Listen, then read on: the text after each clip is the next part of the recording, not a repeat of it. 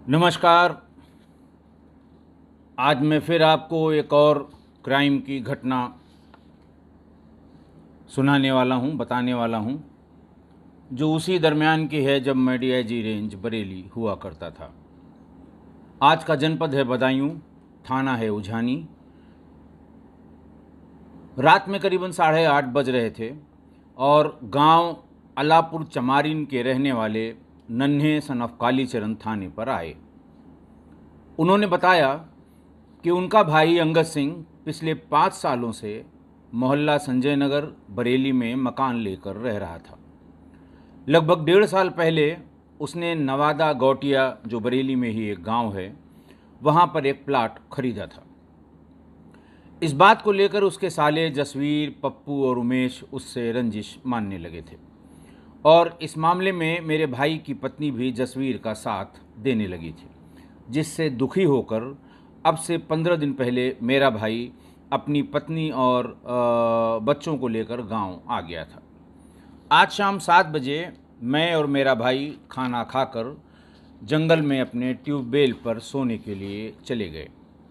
थोड़ी देर में मेरे भाई के साले जसवीर, पप्पू, उमेश और एक अन्य आदमी जिसको मैं पहचानता हूँ पर नाम नहीं जानता, ये लोग आए और मेरे भाई से झगड़ा करने लगे। मैंने बीच बचाव करने की बहुत कोशिश की, मैं बीच बचाव करता भी रहा। इसी बीच इन्हीं लोगों में से किसी ने तमंचे से मेरे भाई को गोली मार दी। मेरा भाई गिर पड़ा। इस हत्या में मेरे भाई की पत्नी का भी पूरा हाथ है, क्योंकि जसवीर झगड़ा करते समय अपनी बहन को बहुत परेशान करने की बात भी बार बार कह रहा था। मेरे भाई की लाश मौके पर पड़ी है। थाना प्रभारी, इंस्पेक्टर इंचार्ज या एसएचओ बदायूं के उझानी थाने के विनोद कुमार, उन्होंने पूरा वाकया सुना और उससे कहा नन्हे से कि आप फ़ौरन ये पूरी बात लिख कर एक एप्लीकेशन के शक्ल में मुझे दे दीजिए। नन्हे ने तुरंत वहाँ तहरीर लिखवाई और विनोद कुमार ने थाने पर एफआईआर करने के आदेश कर दिए। थाने पर क्राइम नंबर 169 169/20 पर धारा 302, 506, 120B/34 आईपीसी में अपराध दर्ज कर लिया गया। बनाम जसवीर तथा अन्य और मृतक की पत्नी के विरुद्ध 120B यानी हत्या की साजिश में शामिल होने की धारा लगाई गई। थाने से घटनास्थल पर रवाना होने से पहले सभी उच्चाधिकारियों को इस घटना के बारे में विनोद कुमार ने अवगत करा दिया। बाकी कंट्रोल रूम के माध्यम से उसने सभी यूनिट्स को मौके पर तुरंत पहुंचने के लिए अनुरोध भी कर लिया। मौके पर पहुंचकर देखा काफ़ी भीड़ थी। हत्या की सूचना पर जो संबंधित सर्किल ऑफिसर और एसपी सिटी भी मौके पर पहुंच गए। भीड़ को सीन ऑफ क्राइम से अलग करने के लिए हमेशा की तरह येलो टेप लगा दिया गया। ट्यूबवेल की कोठरी में मृतक आनंद सिंह, जिसकी उम्र लगभग 35 वर्ष थी, फर्श पर पड़ा हुआ था। संघर्ष के निशान मौजूद थे। सीने और सर पर गोली मारी गई थी। बहुत ढेर सारा खून जमीन पर बिखरा पड़ा था। खून ताज़ा था। कोagulation की जो प्रक्रिया थी वो ऑलमोस्ट कंप्लीट हो गई थी और इससे ये अंदाज़ लगाया जा रहा था कि 5-6 घंटे पहले ये हत्या हुई होगी। फिर वही एसओपी कि पहले डॉग स्क्वाड अपना काम कर ले, फिर फॉरेंसिक वाले अपना काम कर लें, उसके बाद ही पंचायतनामा का काम किया जाए। डॉग स्क्वाड आया और उसने जैसे ही चक्कर लगाया और वहाँ पर वादी मुकदमा यानी नन्हे का हाथ पकड़ लिया। हैंडलर से पूछा इंस्पेक्टर ने कि आखिर इसका हाथ पकड़ लिया, उनका पहले ये बताइए ये कौन है। उन्होंने कहा ये तो वादी है, अपने भाई के साथ उसकी मौजूदगी यहाँ थी और जैसा बकौल एफआईआर के जो इसने एफआईआर में लिखाया है, इसने उन हत्यारों से, उन अपराधियों से काफ़ी झगड़ा भी किया ताकि वो इसके भाई को छोड़ दें। हैंडलर ने इंटरप्रेट किया कि चूंकि ये मौके पर मौजूद था इसलिए डॉग को इसकी स्मेल मिल रही है। उसे कहा गया कि तुम थोड़ी देर के लिए जो पुलिस की गाड़ी, सरकारी गाड़ी खड़ी है, उसमें बैठ जाओ। गाड़ी थोड़ी दूर खड़ी थी। और उसके बाद फिर डॉग हैंडलर ने फिर से कोशिश की स्मेल लेके बाहर कि कोई रास्ते पर जाए, किसी और को छुए, लेकिन वो बस उसी ट्यूबवेल वाले कमरे के चारों तरफ घूम घाम के फिर कमरे के अंदर आ जाया कर रहा था। एक बार वो वहाँ से स्मेल लेते लेते गाड़ी तक भी पहुँचा, जहाँ उसका भाई यानी वादी मुकदमा नन्हे बैठा हुआ था। हैंडलर पहले ही इंटरप्रेट कर चुका था कि चूंकि ये मौके पे था इसलिए इसकी स्मेल मिल रही है और इसमें कोई दूसरी बात नहीं है। डॉग स्क्वाड चला गया वहाँ से, कुछ बहुत उससे हासिल नहीं हुआ और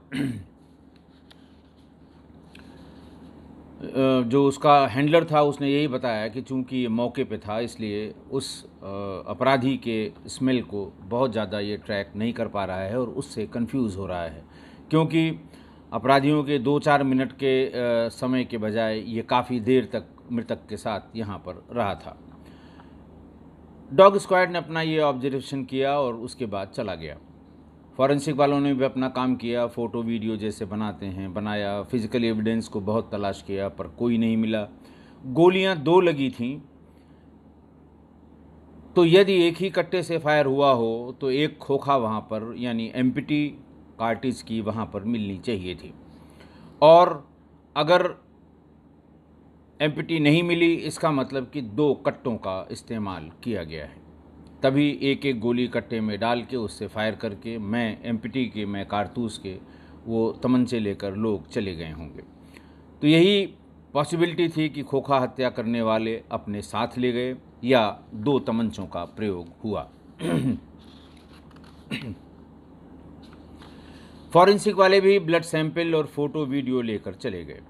सर्विलांस वालों ने मृतक और परिवार के लोगों के मोबाइल नंबर इकट्ठा किए और वो भी हेडक्वार्टर के लिए चले गए। लाश का पंचायतनामा करके बॉडी सील करके पीएम के लिए भेज दिया गया। इसी बीच एसएचओ विनोद कुमार ने नामजद अभियुक्तों, मृतक की पत्नी, साले और अन्य लोगों को बुलाने के लिए पुलिस टीम बरेली भेज दी। रात के 12 बज गए थे। मृतक की पत्नी, साले और बाकी नामजद लोग घर पर सोते हुए मिल गए। सभी को थाने लाया गया। थाने पर जब पूछताछ होने लगी तभी उनको पता लगा कि अंगद की गोली मारकर हत्या हो गई है। पुलिस को उनकी बातों पर यकीन नहीं हो रहा था कि उन्हें कुछ नहीं पता, क्योंकि न पत्नी को कुछ पता था, न साले को पता था, न उसके साथी को, किसी को कुछ नहीं पता था कि आखिर ये मारा गया, कैसे मारा गया, क्यों मारा गया। लेकिन पुलिस वाले जब पूछताछ कर रहे थे उस समय, जो भी वहाँ मौजूद थे कि भाई कैसे मरवाया, क्यों मरवाया, तो वो लोग अनभिज्ञता जाहिर कर रहे थे। पुलिस उन पर यकीन नहीं कर रही थी कि इन्हीं लोगों ने मरवाया। भाई ने एफआईआर लिखाई, इन सब को नामजद किया और ये कह रहे हैं कि मुझे पता नहीं है।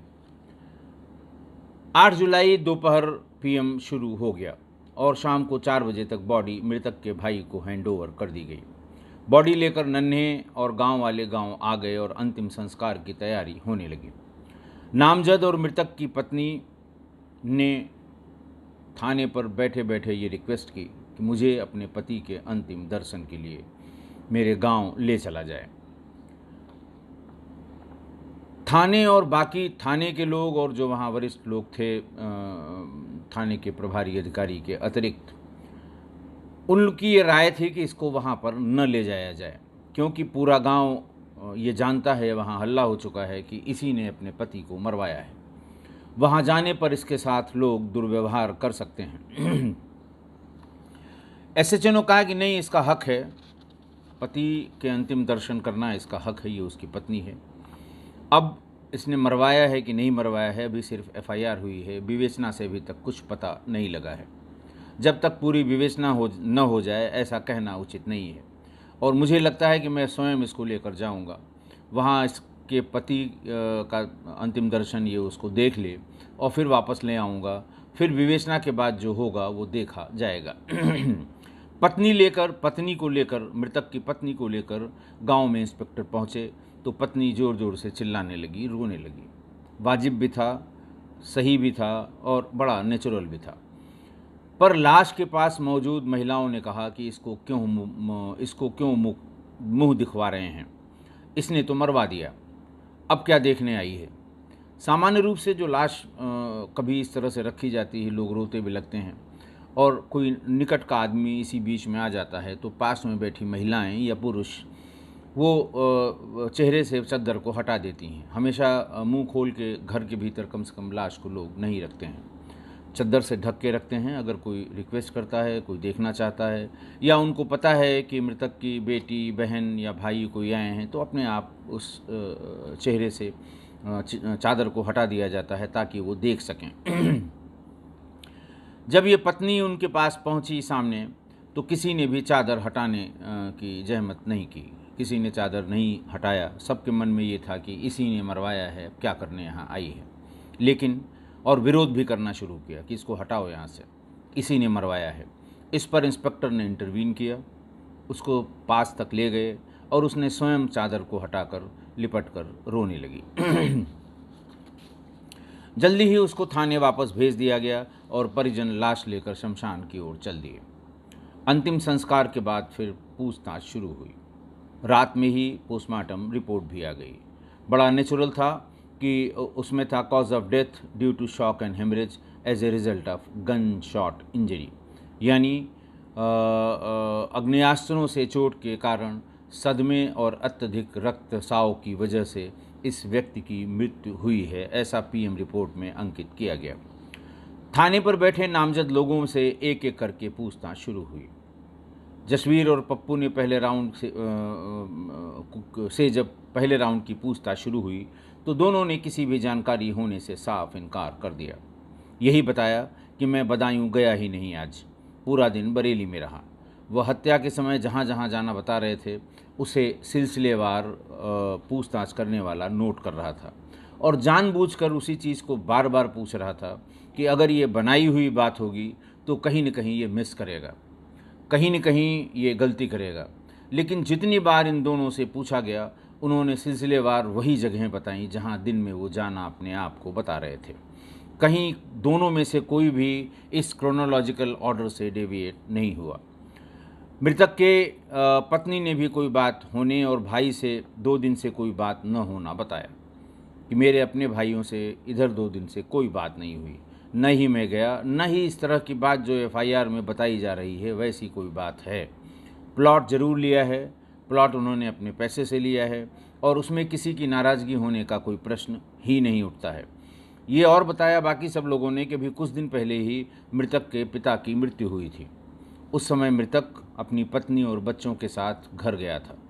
घर में वो 13वीं तक सबको लेकर रहा और 13वीं के तुरंत बाद वो परिवार लेकर बरेली वापस आ गया।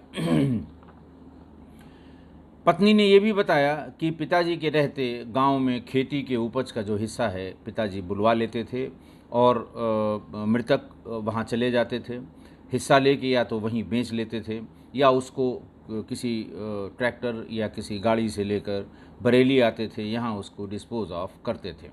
पर इस बार पिताजी के मरने के बाद किसी ने उस उपज के बंटवारे के लिए नहीं बुलाया।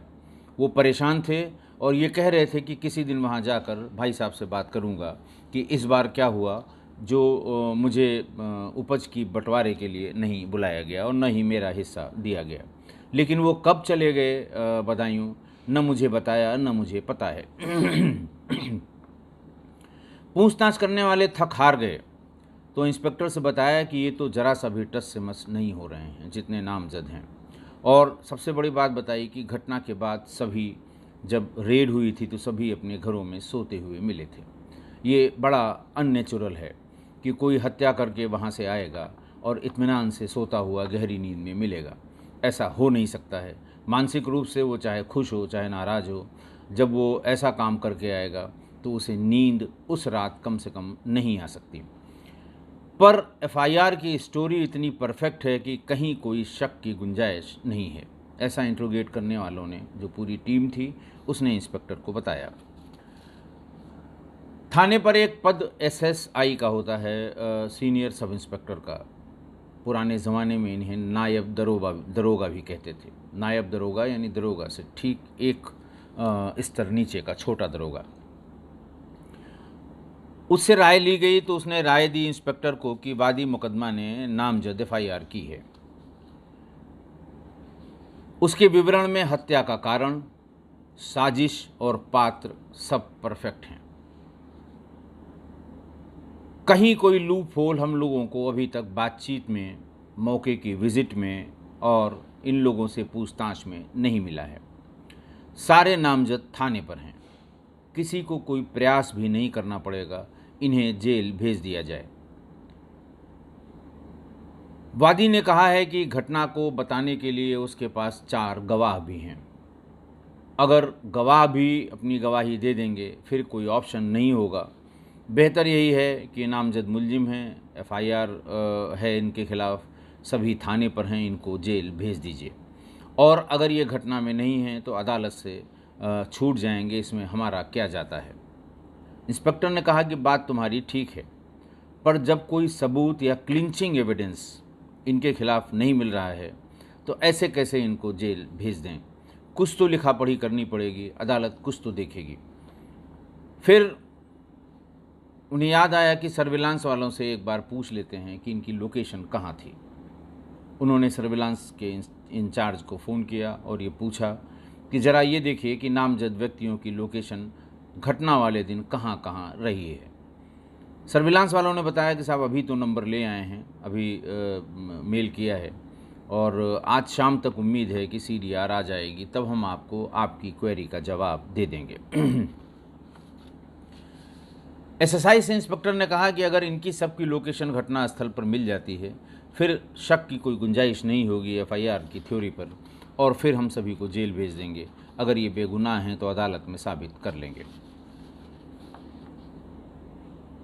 शाम को सर्विलांस वालों का फ़ोन आ गया और उन्होंने बताया कि नामज़द सभी लोगों, सभी मुलजिमों की लोकेशन घटना के समय बरेली में थी और किसी की लोकेशन बदायूं में घटनास्थल पर नहीं थी। किसी का मोबाइल इस बीच में बंद भी नहीं हुआ कि ये कहा जा सके कि वो बंद मोबाइल को बरेली में छोड़कर यहाँ आया और यहाँ ये कांड या ये हत्या करके वापस चला गया। कॉल्स के बीच में जो टाइमिंग है उससे भी कोई घटनास्थल पर आकर वापस नहीं जा सकता है। ये बात सुनकर सभी पुलिसकर्मी, इंस्पेक्टर, एसएसआई और बाकी सब इंस्पेक्टर्स परेशान हो गए, पशोपेश में पड़ गए कि फिर मर्डर हुआ कैसे। नामज़द लोग कोई मौके पर आए नहीं। इंडिपेंडेंट लोगों से जिनसे पूछताछ की गई उन्होंने किसी का भी आना तस्दीक नहीं किया। एफआईआर बिल्कुल ठोंक के कह रही है कि इन्हीं लोगों ने मर्डर किया है। तो आखिर ये मर्डर किया किसने? इसी ऊहापोह में जब से सर्विलांस के लोगों ने बताया कि ऐसे ऐसे वहाँ पर किसी की लोकेशन नहीं है मौके पर, तो इसी ऊहापोह में वहाँ पर थाने पर बातचीत चलने लगी कि आखिर किया किसने, कौन है वो जिसने मर्डर किया। इस पर किसी पुराने सब इंस्पेक्टर ने सुझाया, सबसे राय मांगी गई तो उसने ये सुझाया कि वादी मुकदमा को बुलाकर इंस्पेक्टर साहब थोड़ा सा टाइट कीजिए, उसी से पता करिए, तभी सही बात पता लगेगी। क्योंकि जब नामज़द मुलजिम कहीं और कहीं से घटनास्थल पर नहीं समझ में आ रहे हैं तो ये वही बताएगा कि उसने किन परिस्थितियों में इन लोगों को वहाँ पर देखा और कैसे पहचाना। वादी यानी मृतक के भाई को बुलाया गया, उससे पूछताछ की गई तो वही एफआईआर वाली रटी रटाई बात, वो पूरा किस्सा कहानी बताता रहा। फिर इंस्पेक्टर ने कहा कि तुमने जिसको जिसको नामज़द किया है इसका मतलब तुमने मौके पर उनको अच्छे से पहचाना होगा, तुम पहले से उनको जानते रहे होगे, पहले से उनको पहचानते रहे होगे, तो तुम्हें पहचानने में तो कोई दिक्कत नहीं हुई कि तुमने गलत आदमी के खिलाफ नामज़द रिपोर्ट करा दी। उसने कहा नहीं साहब, बिल्कुल मैं सबको पहचानता हूँ, अच्छी तरह पहचानता हूँ। इंस्पेक्टर बाहर गए और एक एसआई को बुलाया और कहा कि नामज़द वालों में से जसवीर और उसके एक दूसरे भाई को छोड़ के बाकी किसी एक को ले आओ, साथ में अगर उसी एज ग्रुप का कोई पब्लिक का आदमी आया है तो उसको भी ले आओ, अगर नहीं है तो सादे में जो सिपाही ड्यूटी ख़त्म करके इधर उधर घूम रहे हैं उनको बुलवा लो। 5-6 आदमियों को लेके उस नामज़द मुलजिम को लेके आइए। एसआई कुल 6 लोगों को लेकर आया जिसमें एक नामज़द भी था। चूंकि घटना वाले दिन जब सब लोगों को बरेली लाया गया था और इंस्पेक्टर ने हल्की फुल्की उनसे पूछताछ की थी कि भाई क्यों मारा, कैसे मारा, क्या वजह थी, कैसे आए थे, कैसे मार के चले गए, तो उनमें से एक ने ये कहा था, शायद उसका नाम उमेश था, कि साहब एक बार वो मुझे पहचान तो लें, मैं पिछले कई सालों से, पिछले 7-8 सालों से, 6 सालों से उनसे नहीं मिला हूँ। वो मुझे बेशक नाम से जानते हैं, रिश्ते में मैं इनका साला भी लगता हूँ, लेकिन मैं मिला ही नहीं हूँ। मैं बाहर नौकरी करता था और मैं दावे से कहता हूँ वो मुझे नहीं पहचान पाएंगे। मेरे अंदर जो चेंजेस आ गए हैं 7-8 साल में, वो कभी मुझे नहीं पहचान पाएंगे। ये बात इंस्पेक्टर के दिमाग में थी, इसीलिए उसने कहा कि 4-5 और लोगों के साथ उसको ले आइए।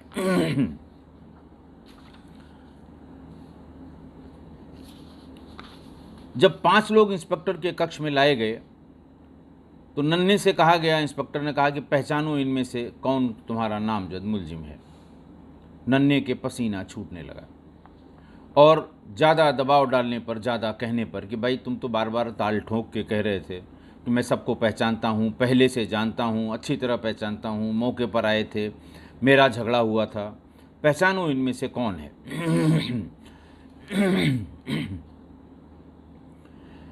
इतने दबाव पर उसने पब्लिक के एक आदमी को पप्पू और सादे के एक सिपाही को उमेश बता दिया और ये कहा कि इनमें से कोई भी जसवीर नहीं है।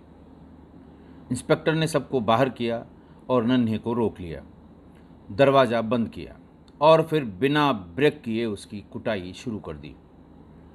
धोबी घाट के कपड़ों की तरफ पटक पटक कर धोया, क्योंकि जो कुछ हुआ उनकी आंखों के सामने हुआ। नामजद मुलजिम को वो पहचान नहीं पाया, जबकि बार बार कहता रहा कि मैं इसको पहचानता हूँ, मैं उसको पहचानता हूँ। इंस्पेक्टर साहब नन्हे को तब तक धोते रहे जब तक चिल्ल पोंसुन के इंट्रोगेशन वाली टीम ने दरवाज़ा नहीं खुलवा लिया। नन्हे तब तक टूट चुका था और उसने पूरा किस्सा खुद बताया। उसने कहा कि आज करीब 3 बजे अंगद सीधे ट्यूबवेल पर आ गया। मैं वहाँ मौजूद था और धान की बेहन यानी बेड़ तैयार करने के लिए खेत के छोटे भाग को पानी से भरवा रहा था। आते ही अंगद ने कहा कि इस बार गेहूं की फसल में मेरा हिस्सा नहीं मिला, पिताजी थे तो बुला कर दे देते थे। तो नन्हे ने कहा, ऐसा नन्हे ने बताया, कहा कि पिताजी के बाद पिताजी के साथ चली गई। 13वीं में जो खर्च हुआ है उसका हिसाब मैंने कर दिया है, पहले उसका आधा पैसा दो, फिर गेहूं मैं तुम्हें दे दूंगा, लेकिन ये मैं इसलिए दे रहा हूँ कि ये बुआई पिताजी के समय हुई थी, अब सारी खेती मैं कर रहा हूँ, आइंदा से तुमको एक दाना नहीं दूंगा, कभी भूल से आकर मांग मत लेना या कभी भूल से दोबारा यहाँ आ मत जाना। इस पर अंगद ने कहा कि पैतृक संपत्ति में आधा हिस्सा मेरा भी है और मैं सब कुछ बेच के बरेली में व्यापार करूँगा। नन्हे ने कहा कि मैं चौंक गया, मुझे लगा कि ये बात बिल्कुल सही है, पैतृक संपत्ति में इसका हिस्सा है और ये बेच भी लेगा। मैं घबरा गया, मैं बहुत तैश में था, लेकिन फ़ौरन मैंने उससे कहा कि अच्छा चलो कोई बात नहीं है, जो हो गया हो गया, आओ बैठ के हम लोग बात कर लेते हैं, इतनी दूर से आए हो पानी तो पी लो।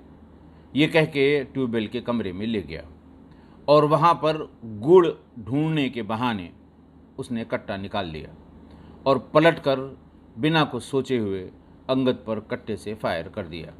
अंगद नीचे गिर गया, खून निकलने लगा, लेकिन उसको ये लगा कि शायद ये मरा नहीं है, अभी हल्ला होगा और अस्पताल ले जाया जाएगा तो शायद बच जाए। उसने वो खोखा निकाल कर दूसरी गोली भरी और सिर पर सटाकर गोली मार दी। उसके बाद मैं इत्मीनान से घर आया और मैंने सोचा कि अब अगर मैं FIR कराऊंगा तो पुलिस मुझसे ही पूछेगी कि तुम्हारा कमरा था, तुम रहते थे, वहाँ मारा गया। और मुझे आते जाते कई गांव वालों ने देखा भी कि मैं धान की बेहन तैयार करने के लिए पानी भर रहा हूँ, टोका भी कौन सा धान इस बार लगाओगे। लोग बता देंगे कि साहब इस समय पर तो ये यहीं मौजूद थे, तो मैं फंस जाऊँगा। मैंने अपने मित्र जो वकील भी हैं उनसे बात की तो उन्होंने कहा कि कारण बता के, हत्या का उद्देश्य बता के FIR कराओ और नामजद कराओ, जिनसे रंजिश हो उनको नामजद करो, तभी इसमें तुम बच सकते हो, वरना तुम्हारा बचना मुश्किल हो जाएगा क्योंकि तुम मौके पर थे। इसलिए मैंने ये अच्छी सी एक कहानी बनाकर एफआईआर कराई। आप भी देखिए, जो एफआईआर उसने कराई इतना परफेक्ट कराई कि कोई फिल्मों का स्क्रिप्ट राइटर भी इतनी परफेक्ट कहानी इतने थोड़े समय में उसके लिए भी बना पाना मुश्किल होगा, कि किसी को कोई लूप होल उसमें नहीं लग रहा था कि पूछताछ में उस लूप होल को उसको पिंग किया जाए, उसको पिन किया जाए और ये पता लगा लिया जाए कि एफआईआर में ये बात झूठी लिखी हुई है। पूरी बात बताते ही 27 अगस्त 2020 को वादी मुकदमा को मुलजिम बनाकर नन्हे को गिरफ्तार करके जेल भेज दिया गया। सारे गवाहों के बयान और साक्ष्यों के साथ 20 सितंबर 2020 को चार्जशीट नंबर 47 के साथ अदालत में सबमिट कर दिया गया। आज की कहानी बेसिकली फर्जी एफआईआर का ग्लेयरिंग एग्जाम्पल है। बहुत से लोगों ने पिछले इतने एपिसोड्स में बार बार अलग अलग एपिसोड में कमेंट में ये कहा कि साहब पुलिस जो है वो फंसा देती है, पुलिस बेईमान है, फलां आदमी पर फर्जी एफआईआर करा के उसे इतने दिनों के लिए जेल भिजवा दिया। तो लोगों को यही लगता है कि हाँ, ये सब पुलिस ही कराती है। लेकिन वादी मुकदमा ने एकदम झूठी, सरासर झूठी, 100% फर्जी एफआईआर करा के और पुलिस को भी चक्कर में डाल दिया। फर्जी एफआईआर की ये सबसे बढ़िया एग्जाम्पल था, मैंने सोचा आप लोगों से शेयर करा लूँ। इंस्पेक्टर ने थोड़ा पेन लिया और शायद उसे लगा कि हत्या के केस में किसी को गलत जेल भेजा गया तो वो बर्बाद हो जाएगा, जेल और अदालतों के चक्कर काटते काटते ख़त्म हो जाएगा। इंस्पेक्टर ने इस केस के लिए टाइम दिया, दिमाग लगाया और सच जानने की कोशिश की, वरना नामजद एफआईआर में 90% तक केसेस में पुलिस नामजद को जेल भेज देती है, क्योंकि उसमें ना मेहनत करनी पड़ती है, ना दिमाग पर जोर लगाना पड़ता है और ना ही टाइम देना पड़ता है, जिसको वो कहते हैं कि टाइम वेस्ट करना है। बाकी आज की घटना भी, रिश्तों के जो कत्ल की मैं सिलसिलेवार कहानियाँ बता रहा हूँ, आज की घटना भी रिश्तों का कत्ल है। जायदाद के लिए सगे भाई की गोली मारकर हत्या कर देना, ये कोई नई बात नहीं है और ना ही ये अंतिम घटना होगी। रिश्तों का कत्ल होता रहा है और होता रहेगा। अगर जरा सा भी दिमाग सही रास्ते से भटक जाएगा तो यही होगा जो इस घटना में हुआ है। आशा है आप मेरी राय से, मेरी बात से सहमत होंगे। आप अपने विचार ज़रूर साझा करिएगा, मैं इंतज़ार करूँगा। आज के लिए बहुत बहुत धन्यवाद।